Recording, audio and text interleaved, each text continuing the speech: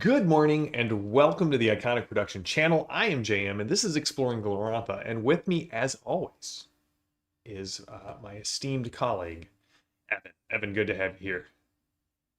Glad to be here. Hello to Mark and Knights of the Smith Dinner Table. It has been a while since I've seen you, Knights of the Smith Dinner Table. Hope everything is continues to go well for you and yours. We should have you on Savage Universe again here soon. I think that would be a great time. So today we are beginning our long promised, uh, always kicking it down the road just a little bit, continuation of our temporal look at Glorantha. And today we're talking about Age of Empires. Now, Age of Empires is a computer game that, wait, I'm wrong, right? We're talking about the Second Age, also known as the Age of Empires. Yep. Yeah. No. And this our initial episode, and I'll preview for y'all. Spoilers. We're going to take more than one episode to talk about the Second Age. This is about the birth of empires, and we are talking particularly about two, still to the Third Age relevant, but fallen empires, the God Learners, or more formally, the Middle Sea The Empire, Middle Sea Empire. and the Empire of Worm's Friends, sometimes called the Empire of the Worm's Friends, Yes. which sometimes makes it hard to search for in documents. Uh, but the EWF, as it's abbreviated, and the God Learners, may their names be cursed Forever. And their uh, descendants, the Lunars. But hey, I got like you missed my stream. You had the chance to show I up know. and defend them, and you were like, I don't think I'm gonna. I had to I go to think work I'm for gonna go to money. work, and I think that's on you, Evan. Yes, John Doom, more than one, and Knights of the Smith Dinner Table. I'm looking forward to hearing what new good things are coming. So the Second Age is birthed after the fall of the First Council. Like, we've got Nicelor and Gabaji, we've got Arcat.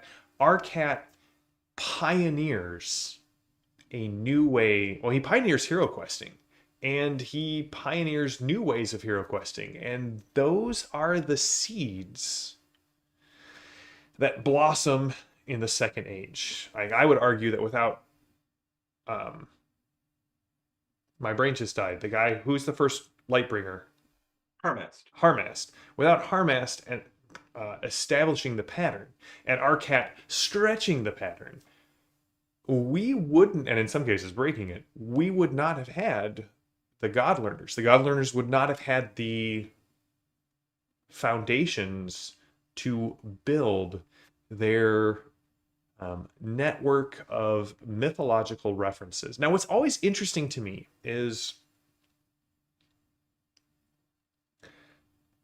you can see clearly that Greg Stafford loved Joseph Campbell.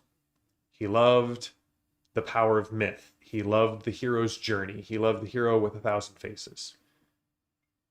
But also, as he's exploring this mythology and he's really digging into it, in some ways, he makes the Campbellian ideal of whatever myth I have, I can hit it with the hammer of the hero of a thousand faces and nail it into place.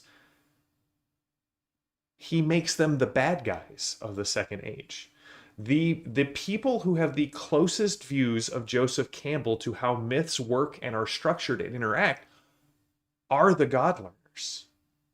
And that's always what appeals to me about Glorantha is, yes, he may have started there, but the more he dug into the mythology, the more he was like, okay, but here's a rough edge that I don't want to sand off. Here's something that pops up that doesn't appear anywhere else, and I don't feel the need, like the God Learners would, to fit it into this very tight networked uh, worldview.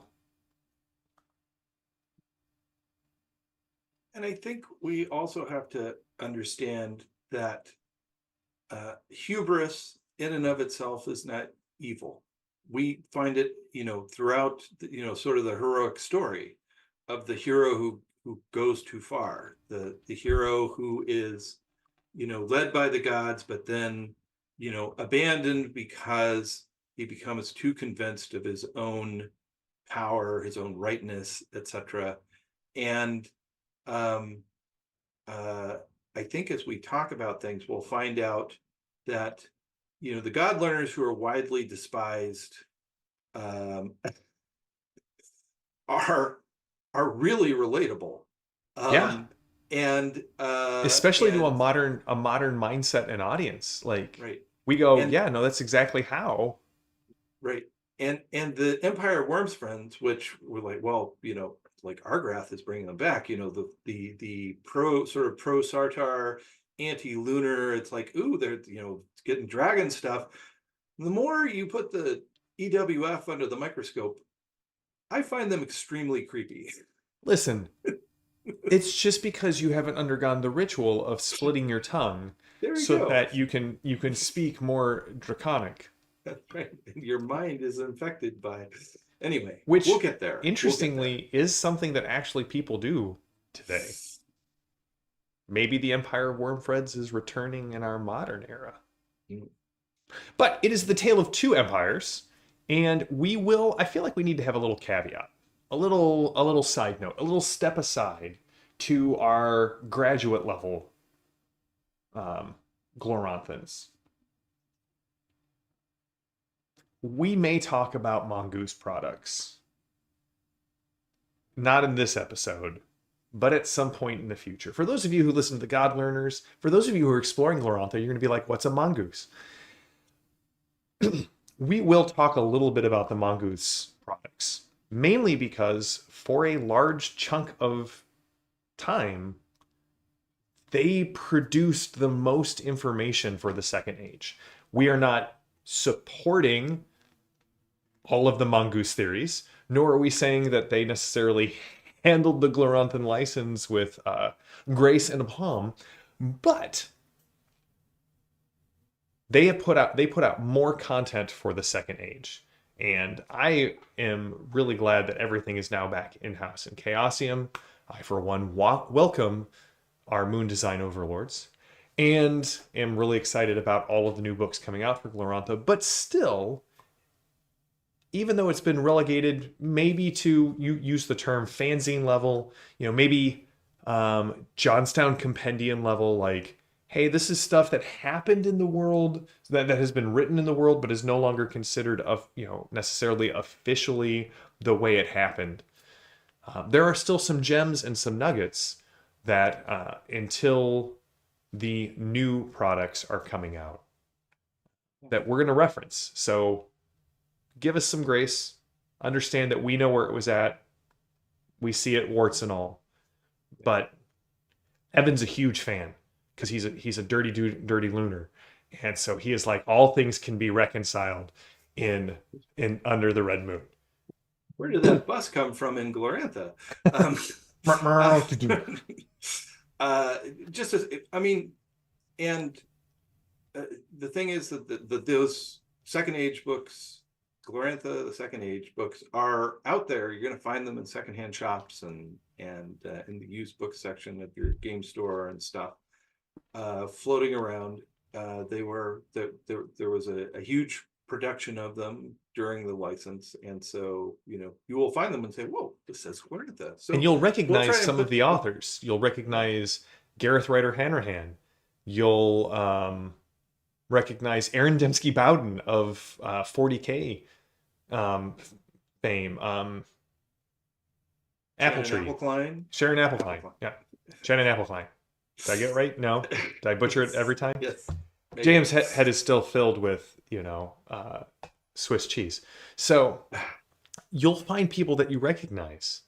But just know that your Glorantha may vary, and that is very, very true with the Second Age books. Welcome, Jason. Jason's first time he's been able to catch this one live.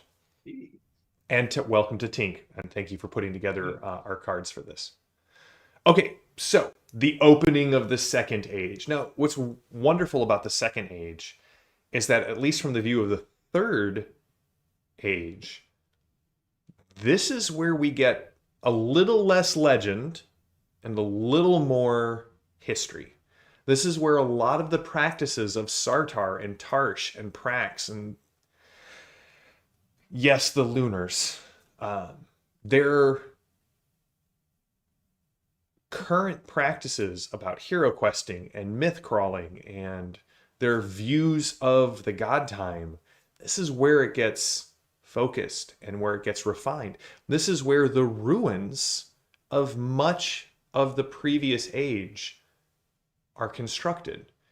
If you love Glorantha and love dungeon crawling, the Second Age is your home for all sorts of great weirdness. I'm talking weirdness on the level of the expedition to Barrier Peaks. Because in the Second Age, we have the Great Machine City, which I've demanded that Evan devote no less than a quarter of one of our outlines to. And I'm just telling him about this now. Mark, there is JM, myself. I speak of myself sometimes in the third person. I reviewed the Lunar Way, the new Cults of Glorantha book, which allows you to play as. It gives you access to the lunar cults, and there's a ton of great lunar material on the Johnstown Compendium. Glamour, with its Fat Elvis rendition of the Red Emperor, as well as a Citizens of the Lunar Empire, which gives you a great view of like a single building. It microscopes down into a single tenement building and gives you a view of the lunar empires. Not a JM's game, since he'll probably just kill you off. Thanks, Jason. So this is where we get the gods learners, where we get draconic mysticism. We get the god learners playing with the mythological time in a way that breaks the world and leads to the end of the age. They start moving gods and goddesses and spirits around like pieces on a game board to see what they can do. But we also have great expansions of culture and technology, and we're all going to get into that. And so, Evan, I'll let you turn us up over here, open us up, set the stage for the start of the Second Age.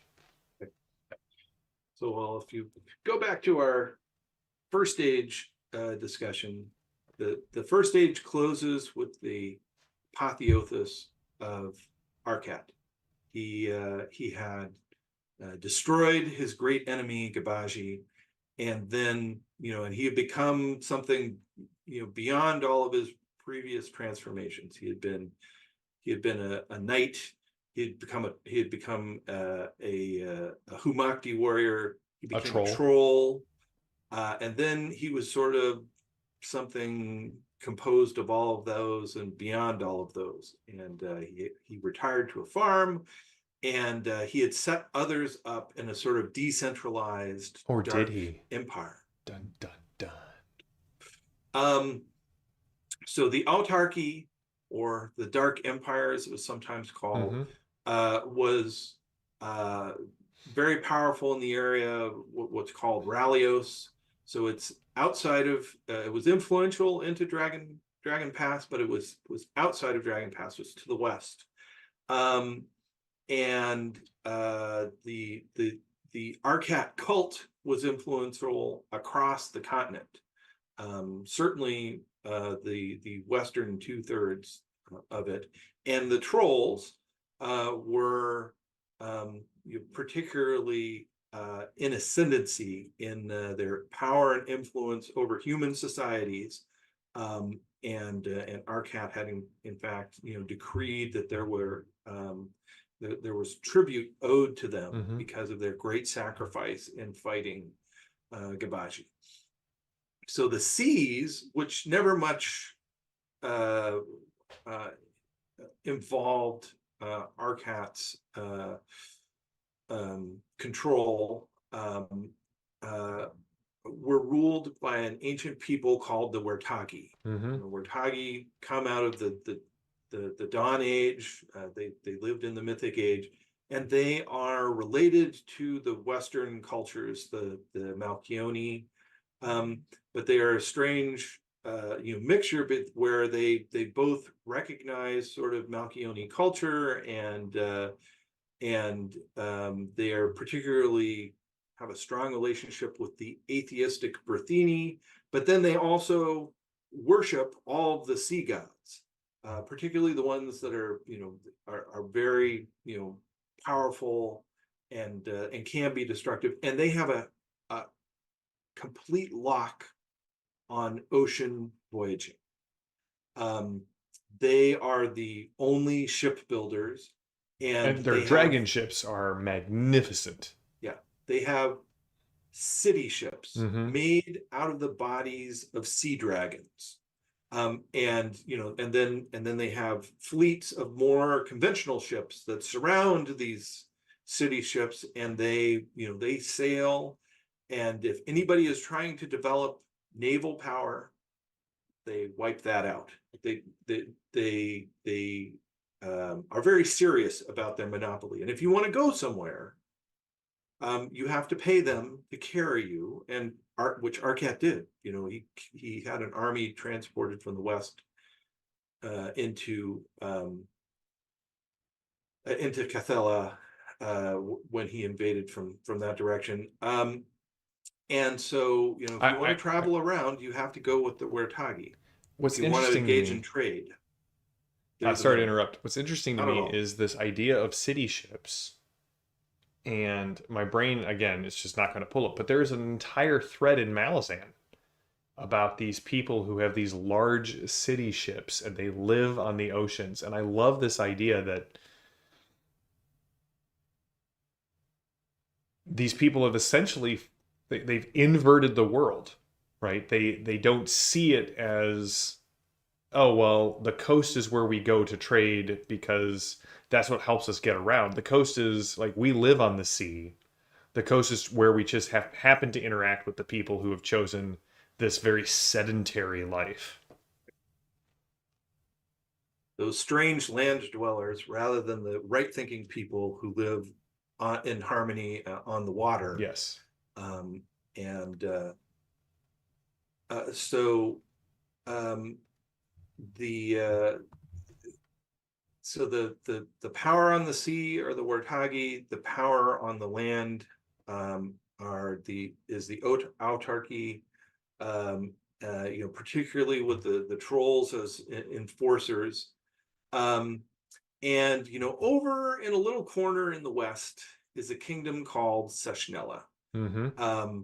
And they had been important in the First Age. In fact, they had provided support to Arcat, and one of the men known as Arcat's son, although whether that's some sort of adoption or misidentification, Or a Gerlant, symbolic title. right, symbolic title, or an actual genetic relationship. Gerlant Flamesword ends up at the end of the First Age on the throne of Seshnella, Mm-hmm. and it is a Malchione, so it's this structured caste system society where there are workers, soldiers, uh, uh, wizards, and nobles in a pretty strict uh, uh, hierarchical relationship, where they do not, well, where they consider the gods as different kinds of powerful spirits, Mm-hmm. but not actual creative forces in the world. That there is a distant deity, The that invisible god.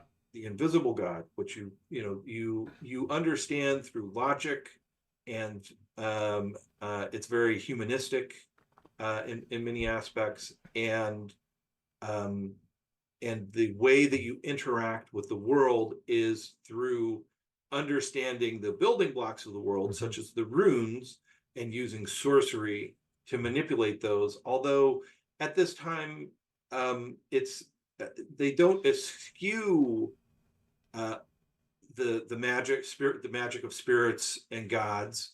They are interested in sort of exploiting or having contact with that, but they understand it um, as just a power source, not a spiritual interaction.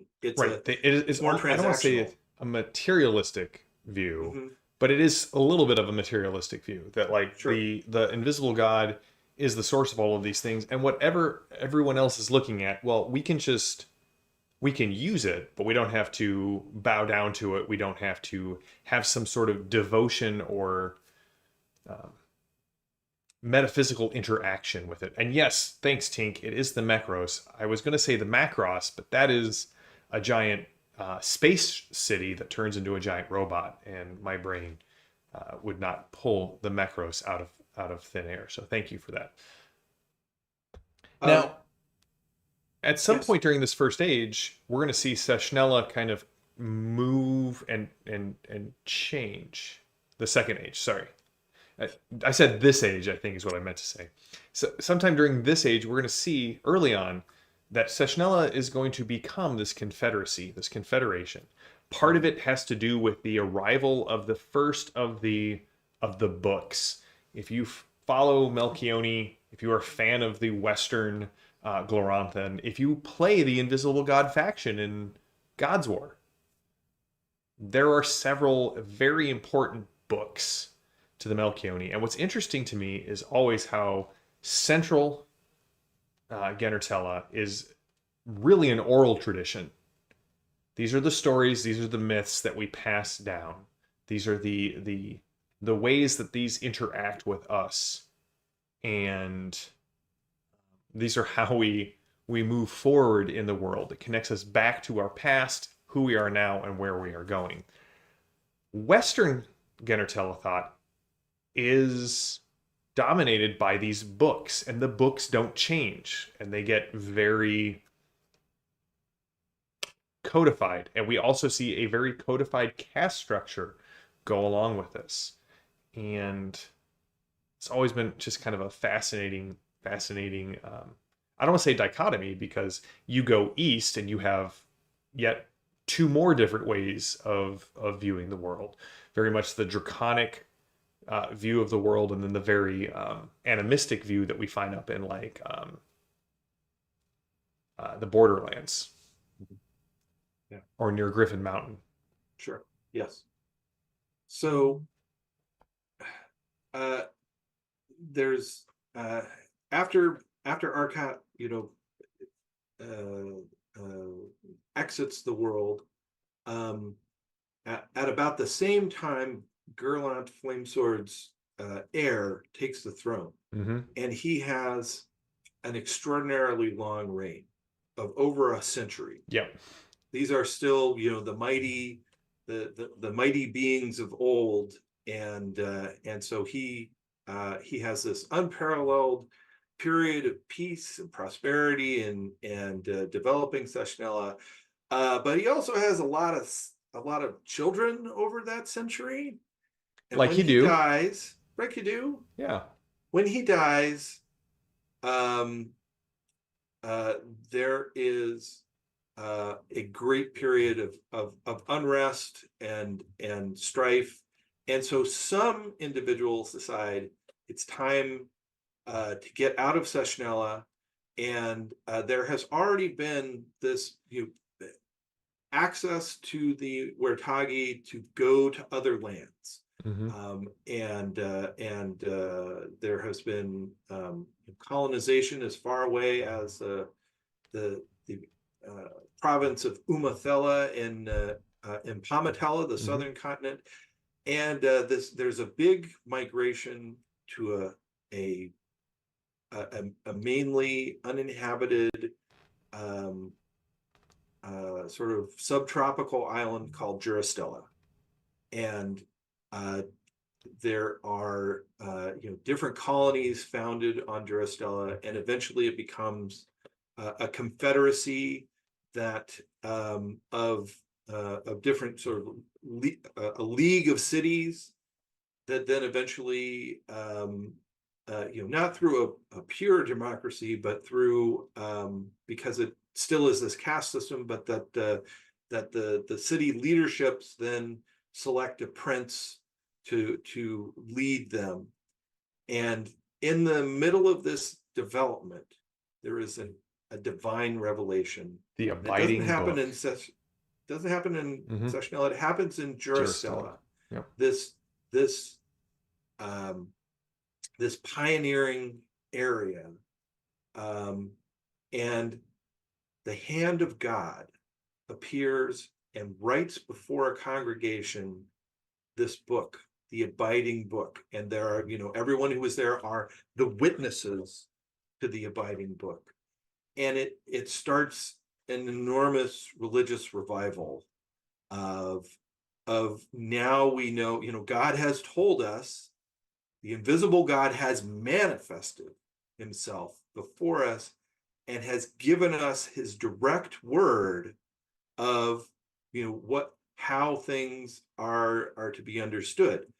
Of course, as with any uh, any text like this, there actually are multiple ways to interpret Yeah. it. But If I could take a little digression here, yeah, because this is absolutely. something that I love.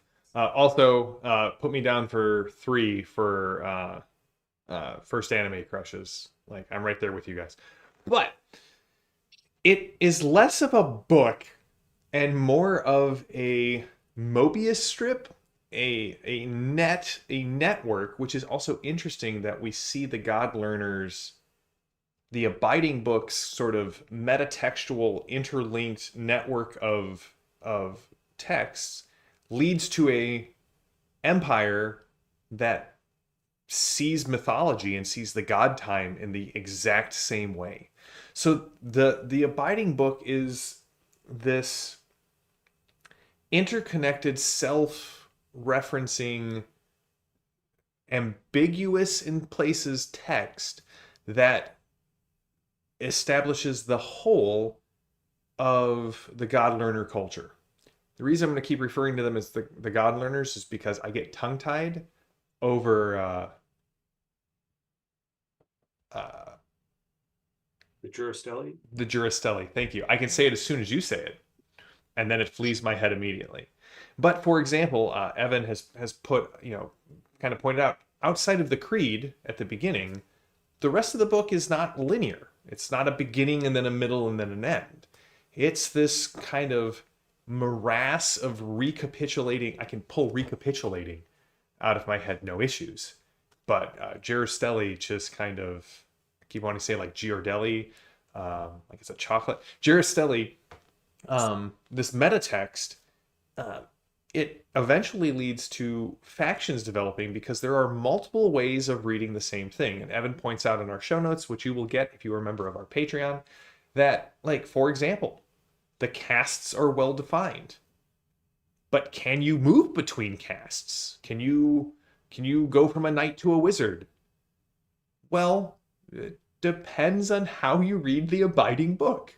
There are dogmatics on both sides who are like, no or yes.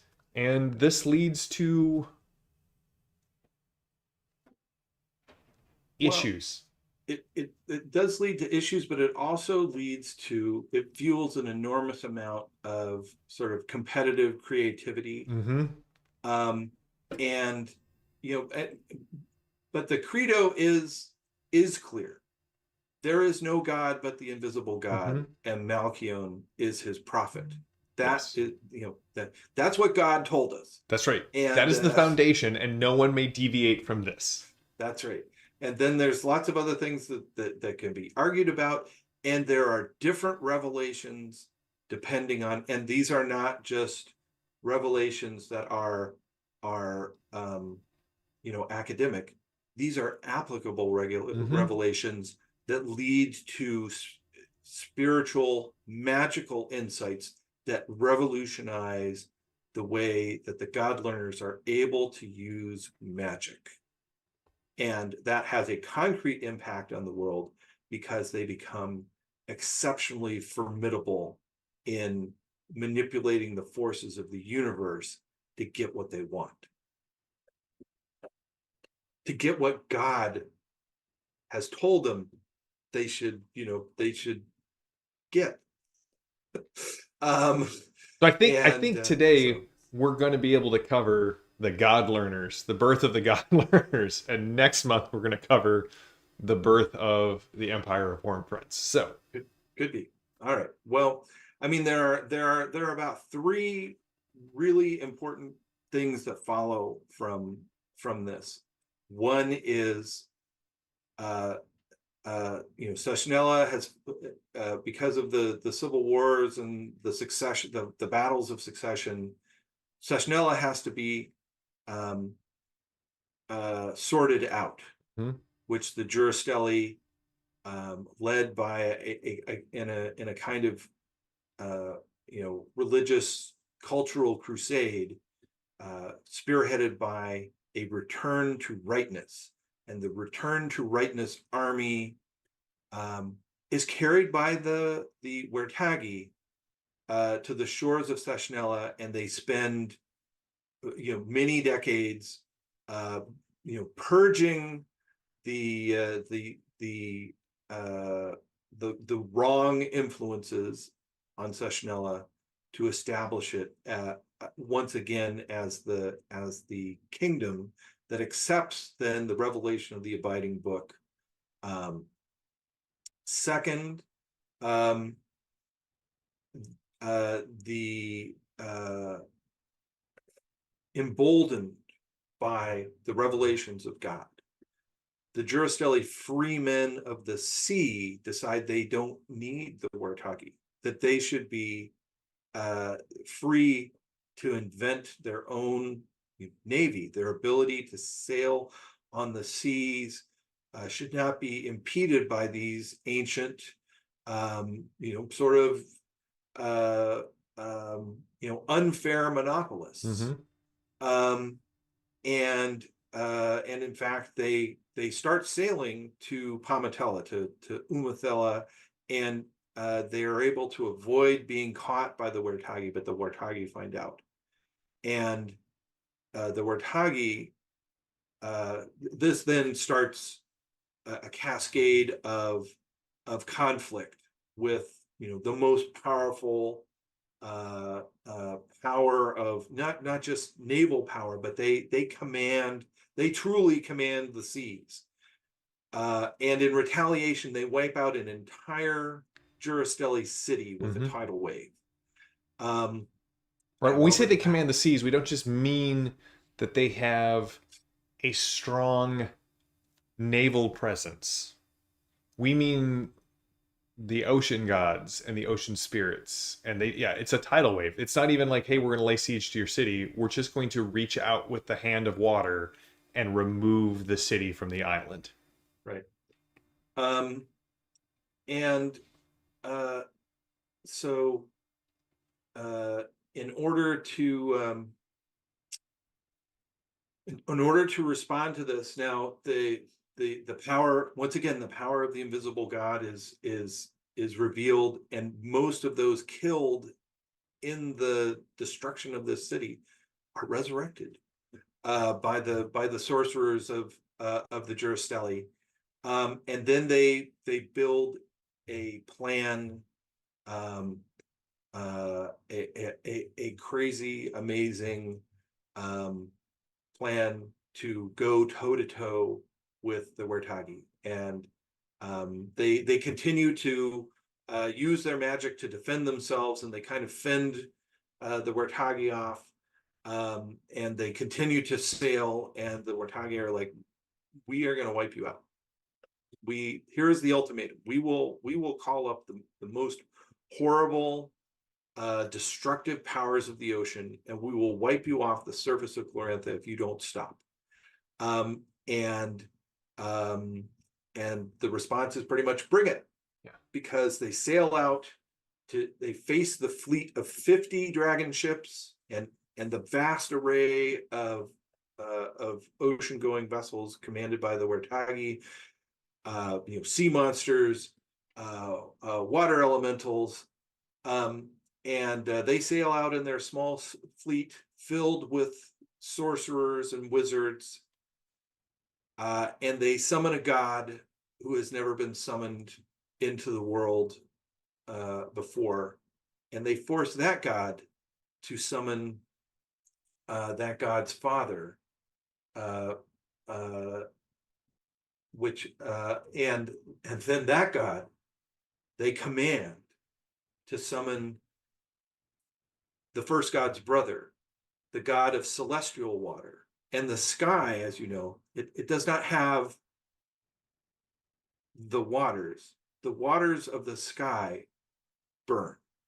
Mm-hmm. And a drop of celestial water is dropped into the middle of the Wertagi fleet, and everything catches on fire, a fire that cannot be put out. The god that dropped the celestial water is called Canian, and uh, the water burns, underwater burns, everything burns, and uh, the Wertagi are nearly annihilated. Mm-hmm. They Um, become one of the, I don't say forgotten peoples in the Third Age, but they are definitely. well, they're they are they are they are crushed Mm-hmm. at this battle by the audacious uh, um, and arrogant power of the God learners, but they are crippled as a force. This not only frees up the Juristelli to sail the seas, but it frees up everybody else. Mm-hmm. Um, and so it completely changes the balance of power on the oceans.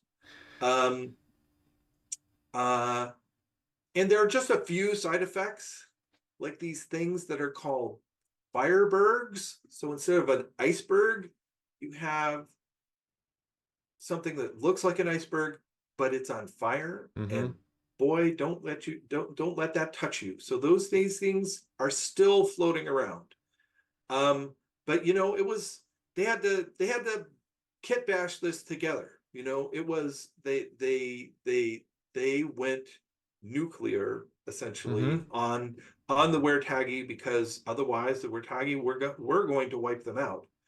Um, so they fooled with forces that were not meant to be used in this way, but they learned a lot from it. And suddenly they are poised to be the premier power on the ocean. So they settle the Wertagi, they settle the issues in Seshnella, and then they begin a period of adventurism where again these experimental organizations start to, because they have this decentralized Mm-hmm. city state in Juristella, adventurers start going out and just showing up and using their powers to take over places. They go to Prax. They start intercepting the giant cradles coming down the Mm-hmm. river cradles, because they want to know. They want to know. They want to see what's useful. Um, they start conquering little areas in Teshnos, in Kralarella, Mm-hmm. um, and and so uh, they lay the foundation for a worldwide empire, which is at the end, uh, uh, just before 800, in 789. They declare, the empire of land and sea, which is ruled not from Juristella, but from Seshnella. Seshnella that they have restored, and the king there then becomes the emperor of their empire of land and sea, also called the Middle Sea Empire. And the area between Genertella and Pamatella is now a God learner lake as far as they're concerned, and they will sail all around it. They will discover the secrets. They will start to synthesize the ideas and Yeah. magic and Let me cultures to let's take become a step back and talk about that, because we see this we got about 20 minutes left in our episode. I'd like to do 10 of it on the who the God learners actually were and what they believed and how this led into the formation of the Middle Sea Empire. And then we'll talk, as we always do, what can we as Third Agers learn about this? But the God learners start off as this kind of minor cult, Yeah. this minor group of the seven explorers who are one of these groups, as Evan pointed out, that are studying the abiding book and trying to learn things about the world. At its core, the God Learner Empire, the Middle Sea Empire, was about gathering knowledge and understanding the world in what I would call a much more modern view, as opposed to the more mythological view that exists kind of now in the Third Age of Glorantha, the Sartorite view. And I'll give you the lunar view as well. It was we can take it apart, we can understand how the parts work, and then we can rebuild it into something new. That's the way the God learners viewed the world. And so, in about middle 600s, they crush a revolt and burnt down this elf forest because the revolt was elf led. And they are all using materials and spells that they have intuited from reading the abiding book. 100 years goes by, and the people who followed the seven explorers are now calling themselves the God learners, and they are studying the God time and seeing all of these connections and these patterns and these parallels, and kind of going all the way back to what we're talking about in Sessionella, where the view of all of these things are really just expressions of the runes which the invisible God has put in place. So there's no personal connection here. We can just do what we want with them. They start experimenting with mythology. Now, they have a secret that is new to me, so I'm going to ask Evan to explain what the RuneQuest site is. Well, of course, in some ways nobody knows because it was erased from the world at the end of the Second Age because of its misuse. But the idea is that they they learned this from the abiding book, and spoilers, the uh, original abiding book has disappeared from the world in the Third Age. But it allowed them to see sort of the in a hero quest, to go to the other side, to go to the other world and experience the story, as we've talked about, how you enter into the experience of what happened in God time. But the RuneQuest site allowed them to sort of participate, but also have, I think, a kind of detached view and look at the influences, to look at the building blocks underneath, so that you could see that you know the adherent would see, for example, that they were dealing with a particular god who was important in their culture, in their mythological stories. But the god learners could go through and see, oh, but that figure there, well, so that's called, that's called Yamalio in this person's experience, but that's also a god that could be called Elmal, or could be called Antirius, or could be called Lightfor in different stories. And then in finding those connections, then they could and this is something that we did, I glossed over when they helped settle Sessionella. Sessionella was in a conflict with the Dark Empire, which protected Arkat's secrets. They helped overthrow that and destroy the access to those secrets from the adherents of the Dark Empire, but to take those secrets and break them down and understand the experiments that Arcat had done. But now they were systematizing it in a sort of scientific, humanistic way Mm-hmm. to say, okay, so he figured out that if you were in, the Great Hall of Orlanth during, a particular hero quest, you could exit that Great Hall into a different story that also involved the Great Hall than the one that you walked into. So you could go out by another door and you could start to be in another story. But then they started to be able to sort of map this and see, well, this is not only a way to get into a different Orlanth story, but this is a way to get into, a uh, uh, a completely different story in a different culture. Right. And they were trying Because to this create hall, yeah, this grand unified right, mythological theorem.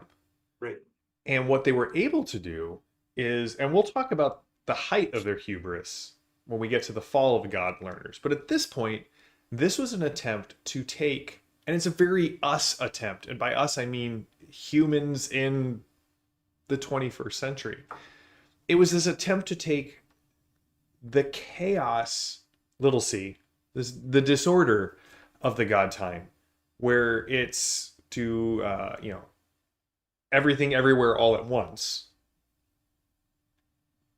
and start to map it and to understand it and say, well, if we can understand it, we can utilize it better. And if we can utilize it better, it can be more beneficial to us. And I think at the heart of the God learners' beginnings, there is this desire for knowledge to raise everyone up. I don't think they went into it going, how can we do this to, abuse the God time? That came later. There's very much this desire to not only map the God time, but maybe also go, gonna have to choke back what I'm about to say. Maybe you Lunars aren't so different from us Sartorites, and that there are patterns. And if we can establish these commonalities, maybe we're not so different at all, and maybe you'd like to come and join the Middle Sea Empire. yeah. And so it had enormous magical resources, which translated into enormous material resources that allowed them to, raise the standards of living, to increase the wealth, throughout society, and to enrich other societies, through trade and exchange, Mm-hmm. and to influence them, and to then sometimes to, take them over, either, directly influencing them, or indirectly, through their wealth and power and magical resources, like, like any empire. Yeah. And it has upsides and downsides, but you could probably figure out, you could have the Monty Python and Life of Brian. What have the Jurastelli done for us? Well, they solved the famine, and now we have spices and silk from places that we didn't even know existed, and but what have the Jurastelli done for us? So Well, and let's kind of take a step back and talk about that, because we're talking about a time 1300 to 800 years away from the start of your RuneQuest Glorantha game. And yes, dear listener, if I may paraphrase Stanley, we're going to cover a lot in this Second Age series. But the goal is always to come back and say, how do I use this as a player or a GM? Evan, why don't you start? Give us some, like, from a player or GM perspective, how does this birth of the God learners, the Middle Sea Empire, the Jerastelli, the Abiding Book, how do you see this factoring into our Third Age games? yeah.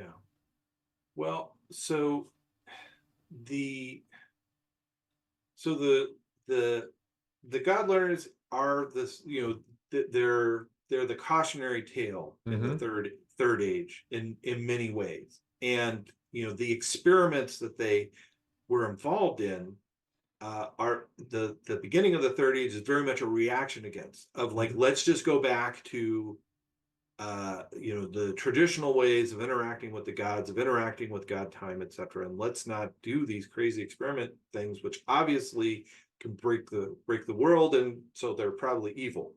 Um, and yet, as we move into the hero wars, the insights of the God learners are inescapable, and they have actually been baked into the the cultures of the third age because they were spread, and we'll talk about more in not the next episode, but the next episode The of next episode. there you go. So that's a promise. There are more episodes coming. Um, they they found useful the knowledge cults and the trade cults. So Isseries and Lankhormai, these light bringers, Which we definitely embody. yes, Yes. and which we have talked about. They became ubiquitous Mm-hmm. uh, around the world because their ability to help the Middle Sea Empire communicate, Mm-hmm. trade, find neutral ground, gather information, systematize it, etc. Um, were built into the structure of those cults, and they boosted them and took them everywhere they went to help them to deal with the local cultures, to make deals, to understand them, perhaps sometimes to conquer them, but then to structure their relationship. They weren't interested in the Wertagi were going to annihilate them. They retaliated, but they weren't interested in clearing the land of everybody and taking it over Right. of humans. They did not. They They did weren't big not fan. like they did not like non-humans. They weren't big fans of trolls and elves and Dwarves, they kicked the dwarfs. dwarves all the dwarves out of their Yeah, but that's a different story. yes.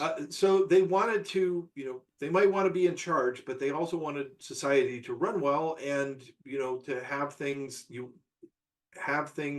working properly. You needed trade, you needed communication, you needed knowledge, and a way to spread it, and the way to do that was through hopefully peaceful communication, maybe a little indoctrination, and um, so the structure, the things that we expect in the third age of Mm-hmm. how Isseries neutrality, trade paths, markets, all of that, really goes back um, to the Second Age, and the birth of the Middle Sea Empire, and the system of knowledge that we might find. I'm having the same I problem, can't even pronounce Jeristelli like but I can say 9 times out of Aristotle. 10. So Um, uh, Traces back to that, and the understanding of the monomyth that is mm-hmm. starting to be constructed is also something that um, uh, comes to the cultures of particularly of Central Genertella.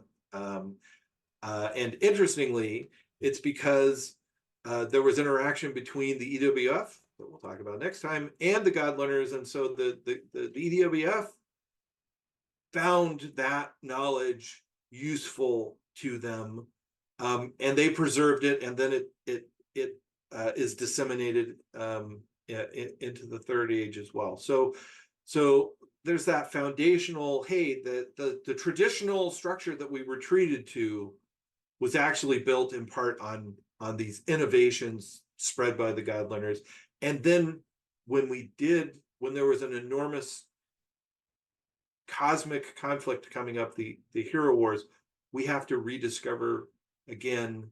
The heroes need to figure out how to do these experimental hero quests, Hmm. and the knowledge of Arcat is mostly lost, um, but it was incorporated into the God Learner uh, uh, um, process, the God Learner um, explorations and experiments, and so um, uh, the this potentially forbidden knowledge is also exceptionally important, and certainly the Lunars are not going to eschew it. And it doesn't seem like some of the followers of Yeah, Argrath Argrath and the is rivals, definitely. Yep. of Argrath, certainly Collier Starbrow, Hmm.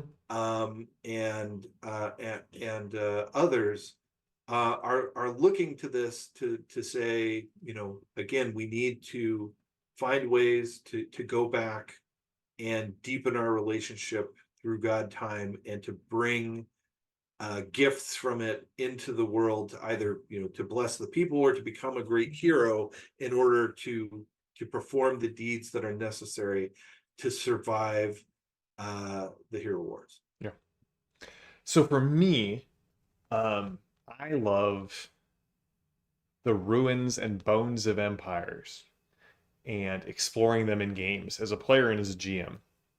To steal from 13th Age Glorantha, I think myth crawling is a great way to explore hero questing. And so for me, what I love about the God Learners is, one, they stand as an exemplar of hubris, as Evan said. The overweening pride, not just pride, but the pride taken too far.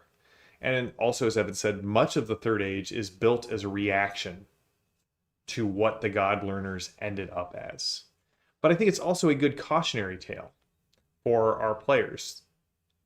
As a GM, a great theme is to lean into these cautionary tales that, right, Arcat, the Empire of Wormfriends, the Middle Sea Empire, they all started off with the best of intentions and made compromises along the way, to get done what they needed to get done, or to change in a way that they thought they needed to change, or because what they were chasing became more important than where they were from. And so using those help us establish great themes in our games, but also from a fun myth crawling kind of way. The God Learner's pathways are still there. So, one way that I was planning on using this in our game, Evan, before our game morphed, was that I was going to have every year at the same time, a hero quest that the group embarked on. First year, they're exploring the hero quest. Okay, next Sacred Time, we're going to do this hero quest again. But now we've gone through it several times, we notice something new. And you can put these secret doors, these ancient pathways, these God Learner shortcuts as temptations for your players in their hero quests. I did this in my other RuneQuest game that I ran. And they ended up stepping off the path of the hero quest they were going to for what seemed like a shortcut, and the group brought back the thing with many bodies, an ancient enemy that their tribe had defeated during the god time. But because of what they did in an attempt to get a shortcut, they ended up bringing this cosmic foe that essentially skipped several ages back to threaten them. And at one point, I think half the group had been consumed by the thing with many bodies. But it allows for you to play with the myths and create links that you see in the myths and then explore them in your games. If you are reading through the Cults of RuneQuest book and you read one story in one book and another in another, and your brain goes, hey, these could be linked. How do I show this to the players? God learner knowledge. Secret paths marked with the runes of the empire of the Middle Sea that have never shown up before, but maybe your players were exposed to something between hero quests that make them go, wait, this I know. Do I dare cross this threshold? What is impelling me in this hero quest that may make me want to raise the stakes? And I think that's the key here. The god learners end up falling because they were willing to do anything to solve their problems. If the problem is big enough, can you give your player enough rope to walk the same path that they may have despised culturally growing up? If I can leave Orlance Hall and make this jump over to this Zorak Zoran story, maybe instead of bringing back Orlance Spear, it's now somehow invested with the Berserker fire of Zorak Zoran, and now I have merged these two myths into one powerful thing to bring back to help my tribe. The temptation is real, and by putting temptations like the God Learners paths out in front of our players, we give them a lot more agency. And agency is what I write on all of the ropes as I just keep handing them to my players and watching them prepare to hang themselves. And if I was really wanting to play with things, it would be not just a God Learner document, but it would be a captured Arcadi document that had God Learner notes on. Oh, that would be like do like a layered document. Yeah, right. Oh, right. I like that. And maybe maybe you don't discover, you have to use different techniques to discover the different layers of the document. Oh, I love that. Like that. Anyway, so well, at the same time that this empire is being born, the Middle Sea Empire is fighting their Wertagi, understanding and incorporating the knowledge of the Abiding Book and putting things to right in their ancient home. In Dragon Pass, another empire is rising, an empire of worm friends. And that is what we're going to talk about in our June episode. So, Evan, as always, your notes, you are definitely the Lanker My Scholar that pairs perfectly with my Isserie's tongue. So, thank you so much for joining me on this journey. To everybody who joined in the chat, go out and watch some Macross, apparently. That's something that we learned. But also, go out and play some Glorantha. The Lunar Way book is out now. We've got some more books planned for this year. Not we, but Chaosium has some more Gloranthan books coming out this year. And I got to see a ton of the offerings of the Johnstown Compendium all printed out. And there are so many great Johnstown Compendium books. I just need like a third job to fund my print-on-demand desires. So, Evan, thank you so much. Sam, always a pleasure to be here with you. That'll bring us to the end of this month's Exploring Glorantha. We'll be back in June with a discussion of the rise of the Empire of Worm Friends. Until then, have a good one.